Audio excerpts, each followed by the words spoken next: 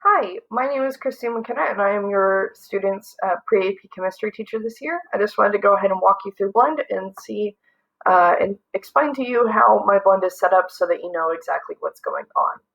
So, if you come to the course page, you will find this home page where you will find some quick links for the Zoom, our assignments, the For Families tab, which is where you found this video, as well as just general help, an About Me section, as well as the grading distribution that is available all the time right here.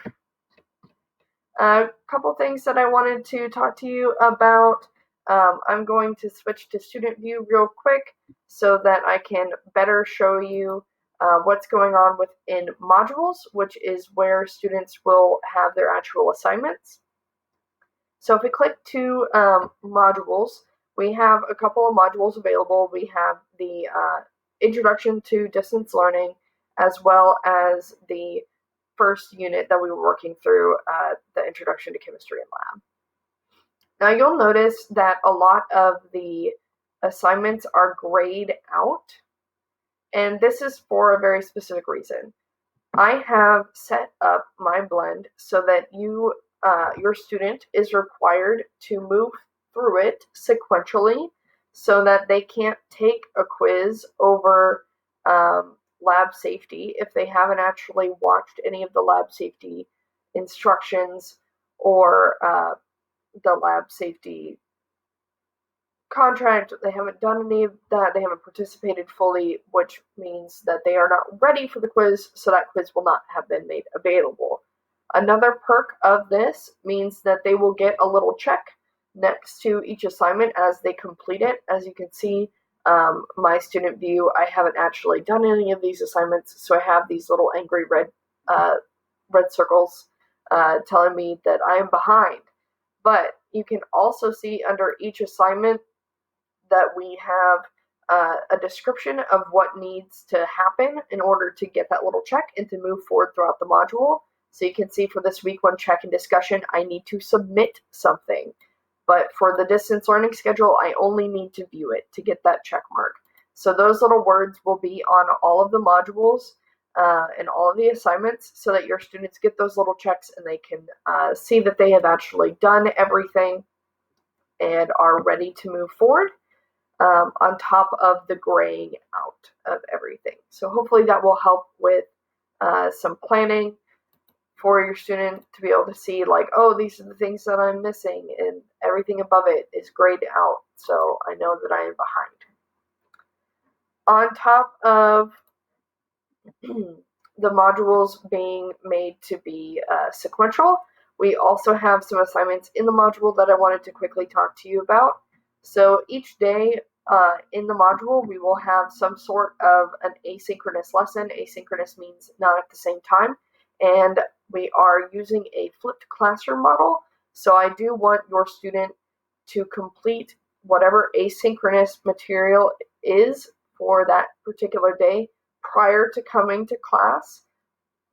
So they would have already watched the lecture and turned in their notes before they come to class, at which point they would be able to access the bell ringer. The bell ringer will be given in Zoom. I will give them the actual access code for that bell ringer inside of that Zoom, so I can make sure that they are having any questions answered. If the quiz is broken or something else is wrong, I'm available so that they can ask me questions. And then after that bell ringer, what is not shown here is that I stay on that Zoom with the students and we work some problems and we answer some questions and we make sure that we are feeling confident and comfortable with the material before they move forward into the next material. I believe that the flipped classroom model is the best for online learning, as it is hard for adults to sit through an hour-long Zoom and to pay attention the whole time and all that kind of stuff. So I feel like having the lectures a separate time when the students know that they will be able to focus and be able to pause and rewind and look for specific things, turn on closed captioning, slow me down, speed me up with the settings. I believe that that is the best option for us. so that they can genuinely interact with the material and have the best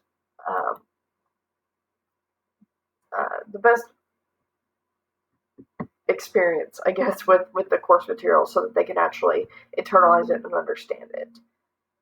So that being said, just really quickly on the syllabus tab, we have my contact information, class procedures, that grade distribution again, some tutoring information. I am available, as well as another one of our chemistry teachers is available in case I'm not ready or willing, or I'm not available when they're available, something like that. We have another one of the pre-AP chemistry teachers who is willing to take them on and help them out. We have our general grading rules here. And then again, like I said, all of the assignments will appear here within the syllabus so that they can see them here as well on top of the actual modules. If you have any questions, please feel free to reach out and send me an email at christine.mckenna@austinisd.org. I'm happy to help. Last thing that I wanted to show you was if your student was absent, maybe we're just not going to be able to access calendar. That's fun.